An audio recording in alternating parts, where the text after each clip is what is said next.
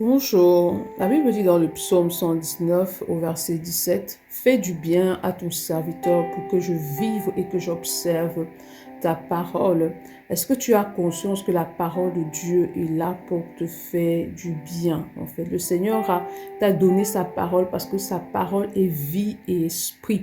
C'est-à-dire que peu importe ce par quoi tu passes, peu importe les situations, la solution se trouve dans la parole de Dieu.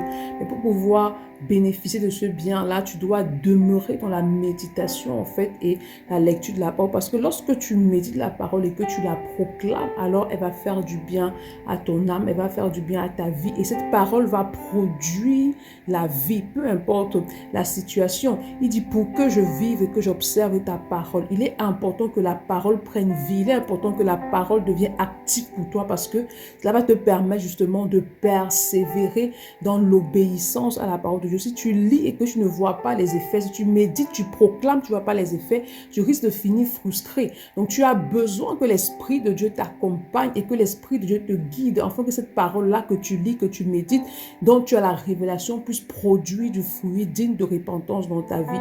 C'est pourquoi ce matin, demande au Saint-Esprit de t'accorder la grâce de bénéficier de tous les bienfaits qui sont rattachés à la parole de Dieu. Demande-lui de t'aider à persévérer dans la lecture, la méditation, mais surtout l'obéissance à la parole. Bonne journée. Shalom.